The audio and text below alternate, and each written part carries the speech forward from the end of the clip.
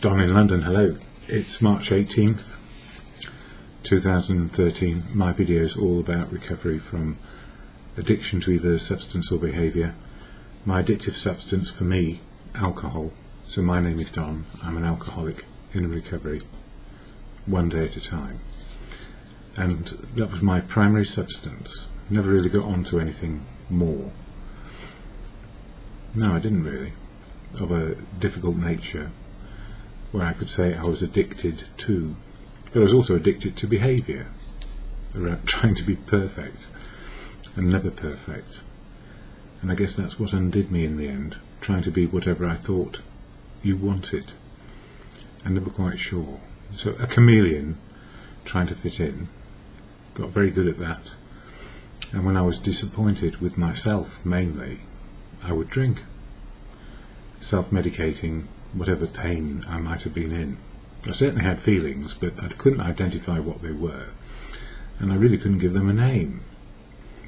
I understood love and felt it, but not very good at sustaining it and cherishing, because if people got too near or too intimate, then I would feel the fear, because I felt the fear of loss in the past.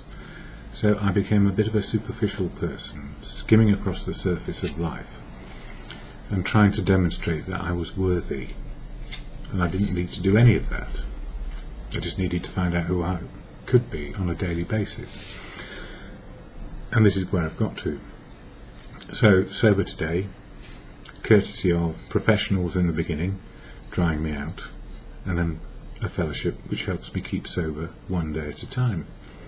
And keeping sober is quite a serious business, even though it can be very funny and comedic. What happens to us, what we do about life happening today. So we live in the moment, hopefully, if we are in recovery. And I've learned this because of a fellowship, the ones the professionals suggested I go be a part of. A fellowship called AA, Alcoholics Anonymous, the Last Chance Saloon, where nobody drinks, or some do, but they're still trying to get sober. Or some come along because they're just absolutely fed up of life and want some respite. And oddly enough, it's okay. It's okay to be in a fellowship which is all about our emotional and spiritual well-being and how to live life today, just simply how to do it. And then live it, be free. So I share about AA and what it does and how it can help. I don't share about what you are or who you are. If you're in AA, you know I can't share and represent you in any way. And I don't represent the fellowship either. I just share how it helps me. And it does, every single day. There's an AA preamble shared at every meeting, and I start off here with that, because it really says what fellowship does. It does what it says on the can. And there are some instructions called the 12 steps. Well, they're not even instructions, they're suggestions. To be open, honest and willing to live life. And then some traditions which hold the fellowship together in unity, service and recovery. So there are no leaders, trusted servants doing what they can to keep fellowship going one day at a time. So it's voluntary. You don't have to do anything if you come to fellowship. You can just sit and listen and be yourself, or find out who you are today. Because actually, all I'll know about me is a little bit more than yesterday. But life becomes interesting and useful again, and we find endeavours which are right for us. So here is the AA preamble. Alcoholics Anonymous is a fellowship of men and women who share their experience, strength and hope with each other, that they may solve their common problem and help others to recover from alcoholism. So we share experience, strength and hope, and try and help each other recover and be in recovery. The only requirement for membership is a desire to stop drinking, and I came into fellowship, or became a member of AA, with no desire to stop drinking whatsoever. I wanted to find a get out for me. so I could continue to be whatever I was trying to do, blundering along in life. But eventually I realised that if I stopped drinking, I didn't need to blunder. I'll make loads of mistakes, and it's okay. There are no dues or fees for AA membership. We are self-supporting through our own contributions. And I only put a little bit in yesterday because I'm a bit short of cash. And if you haven't got any money, it's free. So nobody's trying to do anything to you. Free, a desire to stop. AA is not allied with anything. It's not allied with any sect, denomination, politics, organisation or institution. Does not wish to engage in any controversy, neither endorses nor opposes any causes. But you can do all of those things, if that's your wish. You can be allied with any sect, denomination, politics, organisation or institution. You can engage in any controversy, or endorse or oppose causes, as is your right as a human being. You have your freedom back in sobriety to do what's right for you. And our primary purpose in fellowship is to stay sober and help other alcoholics to achieve sobriety. And that's it. It's about being sober so life can happen and you can join in. Amazing that there is such a fellowship, and it's a coincidence that it happened. It wasn't as if by magic, and it wasn't mysterious. It was a coincidence of two people talking together which started it. More on that in a moment. What I share here is reflections of what's going on, how am I feeling, why, and what can I do about it. So this morning a bit serious, because this weekend seems to be full of serious things, as well as funny things as well. Anyway, for March 18, 2013, March is all about my higher power. And the reason why that's important, I'm just reaching for the book. It's the third step. I do a step a month of the 12-step program. So January was about where do we start from? And it was we admitted we were powerless over alcohol, that our lives had become unmanageable. And I admit today that I am powerless over alcohol, although I don't drink anymore. But if I were to take a drink, life would get unmanageable again. Because one drink wouldn't do any good. It wouldn't help me in any way. And 1,000 wouldn't either. It would just block out reality. And I prefer reality these days, where I can laugh or cry, depending on what's going on. Step 2, which I covered in February, came to believe that a power greater than ourselves could restore us to sanity. And that higher power, or a power greater than me, is the truth, love and wisdom of now. Some call it God.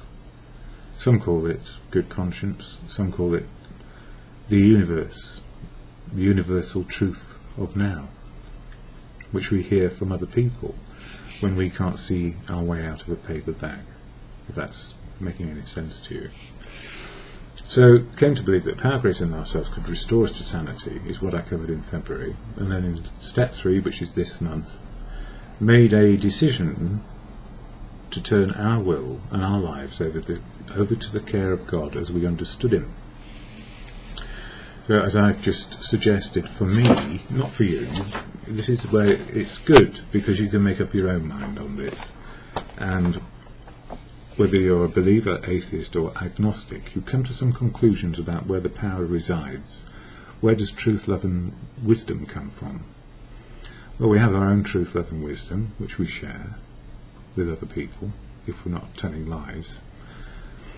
And there's a truth, love and wisdom available from other people who have more knowledge, more wisdom of doing things than we do in certain areas of life.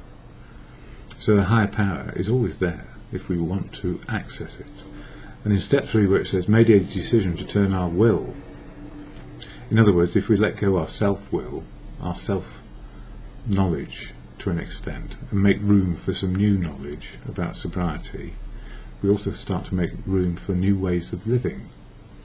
And that's truly important, because when the old ways have failed so miserably, as in my case, where I couldn't stop drinking, and I couldn't get out of the clinical depression I was in, and I was self-medicating with anything I could. Well, actually, no, this points to something else. I did take sleeping pills, I did take medication for depression, but putting alcohol on top of all of that gave me oblivion. So I was addicted to other substances to get me out of reality, and the more I took of them, the less they worked. And the same is true of alcohol, to the point where it just shuts down the body, and then we face imminent death, which has happened to me more than once. And the reason why I'm a bit serious this morning is, what do you do to help people who feel suicidal? Because it's real. You know, the wanting to end it is a real factor in people getting sober. And this came up in the meetings over the weekend. So my words this morning, when I was profoundly disappointed in myself, drinking myself into oblivion, and not wanting to wake up, I was listening to what happened when another person was suicidal recently, and they ended up in hospital. Actually the same hospital that I spent quite a lot of time in, being intensively cared for. And what to share, what can we say when we meet and try help people who have gone through this experience and are still here? In a room full of people, over 100, to share this profound news of surviving a suicide attempt and recovery, under the question, what can I do when I find myself in rock bottom in recovery? Not surprisingly, a lot of people have found themselves in a profound depression of one sort or another, so severe that there seems no way forward. We seem to have an argument in our heads, and it can be a brief moment when the urge to let go life and the opportunity coincide. I know I used to have fantasized that jumping under a train would end the desperate darkness inside me, and for whatever reason I did not jump, and eventually with professional support get me on safe ground. I could then find help and support in fellowship one day at a time. So I was in a profound depression, having been in an anxiety state, which apparently, according to the experts, lasted at least 2 years after burning out doing something. And the only reason I got through the anxiety state was because, I don't know what happened then, but anyway, I hope we're still going. Yes, we are. Being in an anxiety state for 2 years. Actually, I didn't drink those two years, not until the end of them anyway, when I realised that no amount of medication seemed to be working, and the world had gone profoundly dark again, and had lost everything, absolutely lost the plot, and lost a way forward. And I had to sell up, and I ran away. I ran away from the life that I could not live anymore, right into an ocean of alcohol. And I was profoundly desiring an end, and never having to come back. And those are dark times. And when I listen to other people in fellowship who have gone through similar difficulties, not only before getting sober, but after, because when I came into fellowship, I was still profoundly depressed and I needed professional help. And when I look back over so many meetings when people have expressed the opposite of the gift of desperation, which is often talked about, the gift of desperation for me was, I can't see it getting any worse, so why don't I just ask for some help? And it did happen. But the opposite of the gift of desperation is the horror of desolation. I wonder how fellowship ever got started, because anybody who's in a state of oblivion or desiring an end and never wanting to wake up again, how on earth did we ever get to a fellowship? And then I realised it is coincidence that two people were able to share the truth of their situation with each other, which started a movement a society to help anyone anywhere into sobriety by sharing their truth, by sharing their love, and by sharing the wisdom that life can go on and we can recover and find. And when I say recover, I mean we are in recovery contingent on getting help when we need it, and find ourselves again, just find out who we can be again. So often we forget to share that we love people. We do. It is profoundly moving when somebody has come through the other side of some of this stuff, and they don't know that people really do care about them in fellowship until they ask for help. And the courage is, it's not bravery when somebody shares this, it's courage. Bravery is often putting on a brave face, so that it's like you have to battle. But actually in recovery it's about accepting and surrendering to the truth. And this is where it started, people sharing the truth. That essentially the fellowship is about love, and how to learn how to love again. Yourself and other people, learning how to love other people, and learning how, which is the most difficult for me and was, how to be loved back and accept that maybe I'm worth it, and I don't have to do anything to prove or demonstrate my worth. Just to be a human being is perfectly good. And in recovery we have to start to learn life from scratch, because nothing in the end worked for me, no matter what I tried to do. And I had to accept burnout, finally accept that it would drive me mad every time I tried to help on a deep level, on a very deep level, either organisations or people.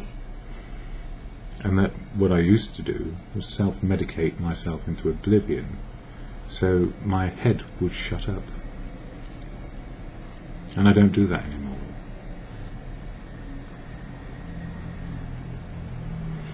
So here we have, started by two people, the fellowship, by two people who were able to share the truth of their situation with each other, which started a movement, a society to help anyone anywhere into sobriety by sharing their truth, by sharing their love and fellowship and friendship. So often we forget to share that we love people, and I love people, and I forget, I don't say it enough. Just for the way they are, completely imperfect and simply perfect as they are in the moment. So if we're learners, just keep on being a learner. We all need love, and we are so inept in sharing it often, and it is only when we just hear how low our fellows can feel that we try in our best way to show love and express love for them in their darkest hours. Because everyone in recovery has shared those low times and lived them. Nobody miraculously becomes happy, joyous and free, and we can only be happy, joyous and free some of the time. When I got to fellowship and people talked of love, those who had been around a while were able to share their friendship without fear and without worry that it might be misunderstood. Because if somebody said, "I love you, brother," depending on your outlook, you can be worried. Why are they saying they love me, brother? Why would they say that? And they do. And then we wonder what is going on. So how can a broken down human being cope with the language of the heart? Having been isolated and in our own minds we have failed in all aspects of living, the touch of kindness can be overwhelming, and it was for me. Why do people love me? Well, they did, even though I didn't realise it. And even though I did not like being loved, because I didn't like it, when I had no love for myself, why did people persist in trying to help me? I was utterly baffled, and I did not want to be touched, and I didn't want to be loved. But that changed. It did. It changed as I went to meetings and made friends gently, and as he flipped over the page, and with a great deal of fear that I might not measure up in their eyes. I don't know if anyone else felt that way. That you didn't measure up, and why on earth would they bother with me? A derelict. Anyway, fellowship did start to thaw me out. I was still full of fear and what I would call false pride, and ego, covering up my shame and guilt about my failure as a human being and my failure as a going concern. And only when I admitted to myself just how frightened I was, and then shared my fear with another person in fellowship, did I realise that I was not alone in these feelings, which were keeping me so low and unable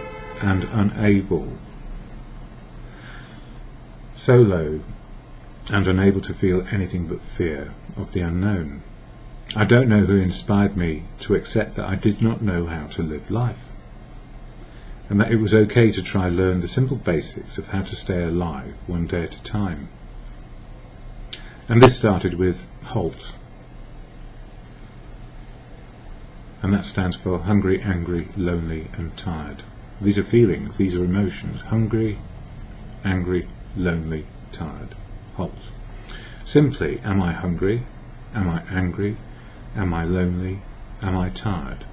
And any combination of these things, of those four questions, the answer was always to come to a meeting and share, if we can, with one other person or to the group as a whole. And then I started to realise it was okay to start life over again and from scratch, accepting even down to the fact that I couldn't cook a meal, I could hardly move, I guess. But I did start to go to meetings, and it became part of a ritual of, can I go to as many meetings as possible in 90 days, but just do it one day at a time. Just keep on writing, which is something I've done ever since. There were two things I needed to do in early days of recovery, and this is important. First, to accept professional help with regard to my drinking and suicidal nature, and to accept that whatever professional help I got, it was going to take time. And I was so desperate in the end. I did have the gift of desperation, but I would not give myself time to have any healing process go on. I just wanted to prove that I was even worthy of going to AA. But eventually I did. So, and to accept that whatever professional help I got, it was going to take time, and I needed to give myself time as well. Or I would be, and this is it, I would be frustrated and get back to square one, on the brink yet again. And having got professional help to deal with my suicidal nature, I came to fellowship, the fellowship of AA. And in the fellowship, having got professional help to improve my outlook and deal with the clinical depression, as they call it, I found myself on common ground, or at least in a place where I could listen and start to learn how other people in fellowship began their lives again. So my chemistry set was completely broken, and the chemistry didn't work. The chemistry set inside me didn't work properly, and it needed assistance, and I got it. But it took a long time to find the balance in all of that.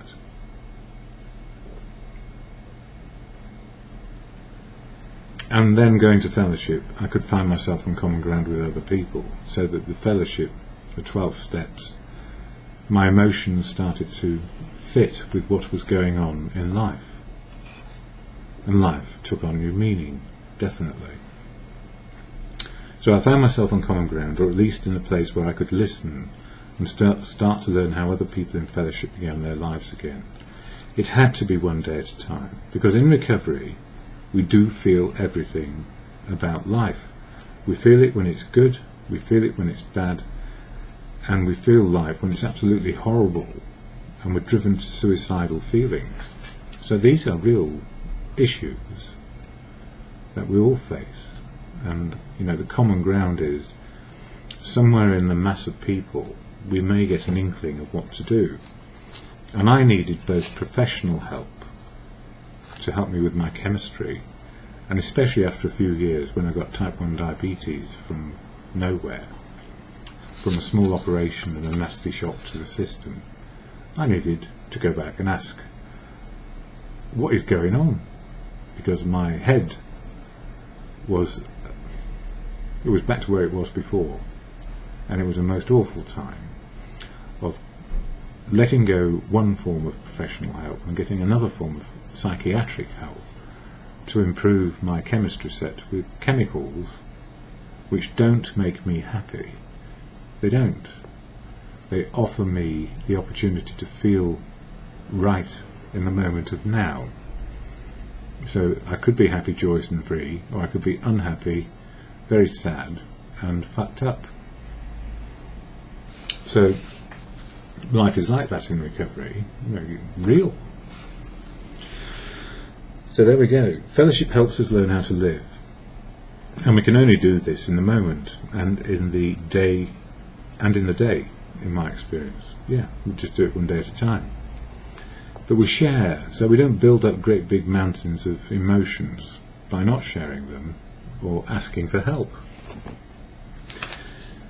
And this is something that society doesn't do generally, because it's not the way we're brought up.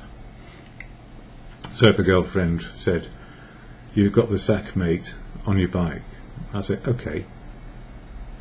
And I might be angry and resentful inside, but I wouldn't show it. I put on a brave face and wondered what the problem was. Or the problem was my absence, because I'd started something else somewhere else. More shame on me, really, on that. Or they, quite rightly, went off with somebody else. Why not? I was never really there. I was trying to be whatever I thought they wanted me to be. And in recovery, I can tell you, romance is far better sober. You have to learn all over again, but it's better and sober. You remember what's going on. So it's less likely that you find yourself advancing into a relationship which is not right, and probably staying with a relationship which is right. We learn it faster, so we don't put up boundaries around truth, love, wisdom. So it works better. These are quite serious matters, actually, because we have to know how we're feeling about truth and now. So the good news, even when we come through these dark moments in recovery, we do see that life is possible. Even though we may still face very adverse situations, there is no reason to doubt that life will continue to be very challenging. I needed to have long-term professional help to keep me on an even keel. And that was before I got diabetes. But even more importantly, the diabetes meant that my, what is called the endocrine system, and the chemistry set up here were compromised by no insulin, which is the hormone which converts our food into energy. So it's no wonder I felt a bit weird after a year of not being diagnosed. Much thinner and very thirsty. I needed to have long-term professional help to keep me on an even keel so that I could learn how to live life again. And having got professional help, life has continued, and I've learned how to live one day at a time, be it good, bad or ugly times, or just a mixture of all of them all at once, because we get good, bad and ugly from hour to hour in the day. If I ignore professional advice, or if I ignore what I've learned in fellowship,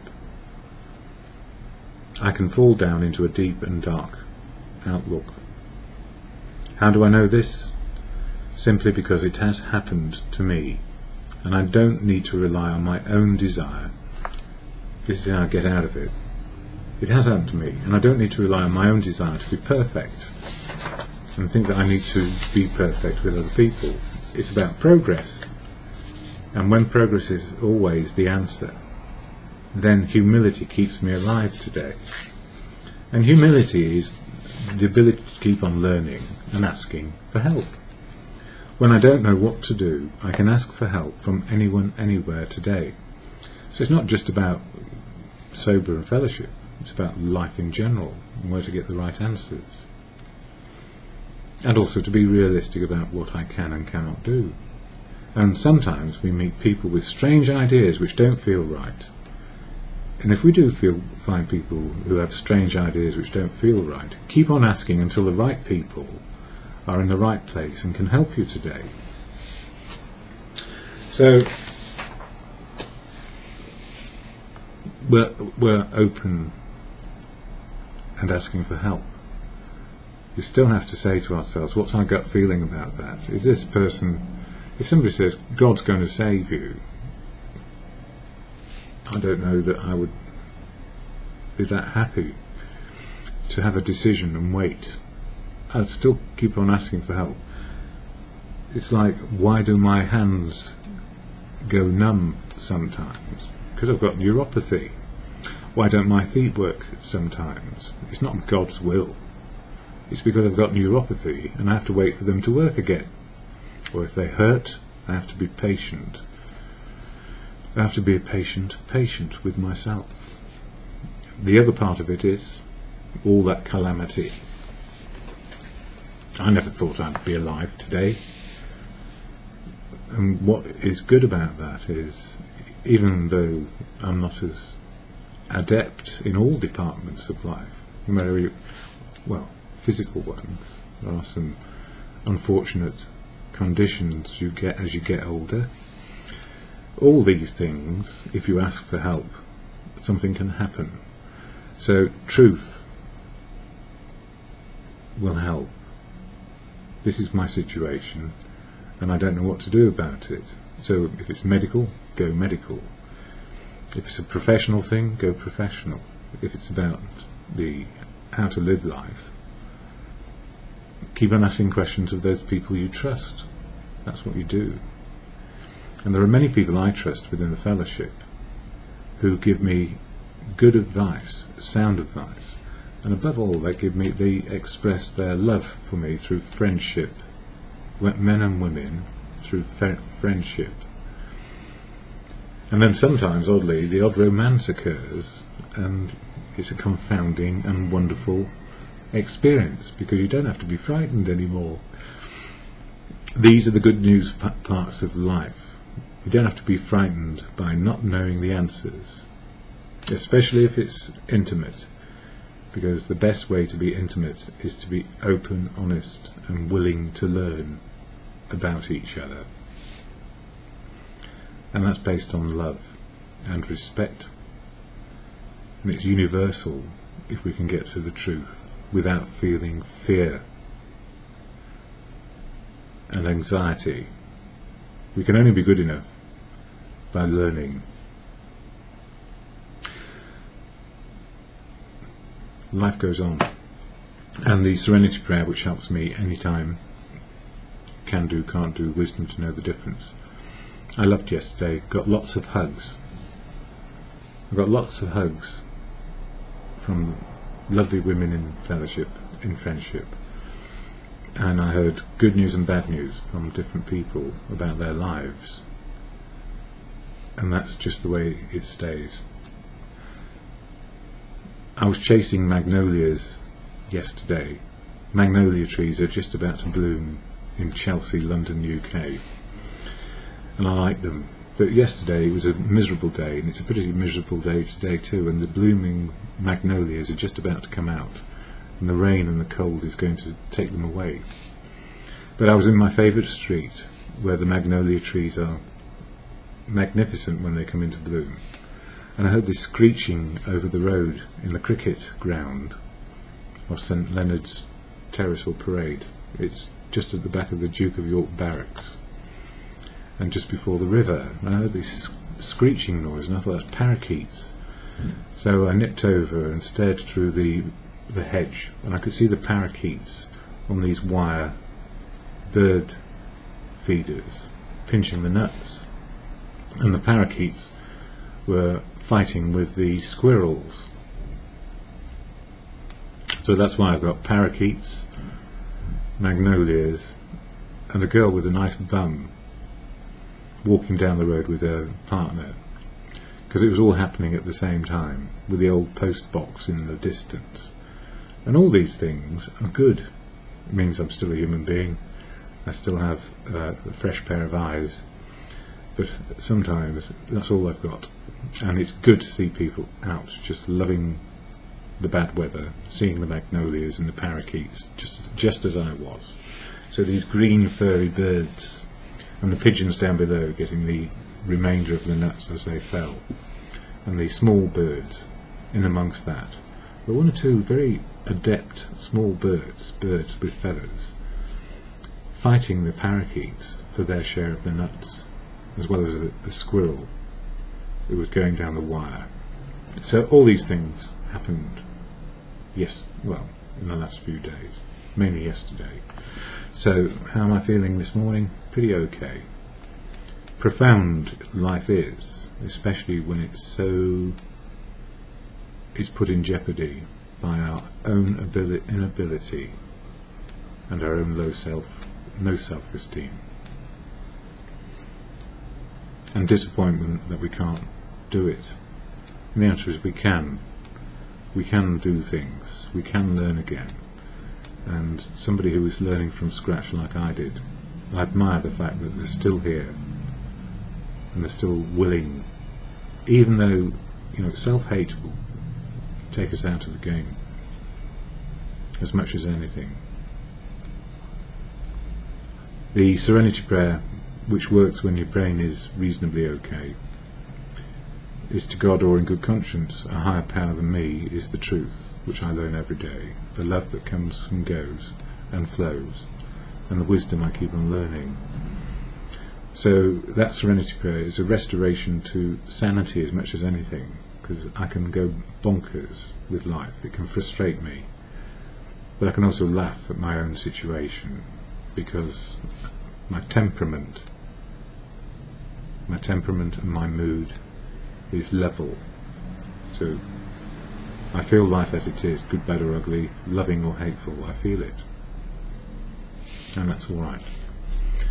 So the serenity prayer to God, or good conscience, or whatever it is that is working for you, truth, love and wisdom universal works for me, and humility to ask for help. So to God, grant me the serenity to accept the things I cannot change, courage to change the things I can, and the wisdom to know the difference. Well, I'm learning that one day at a time.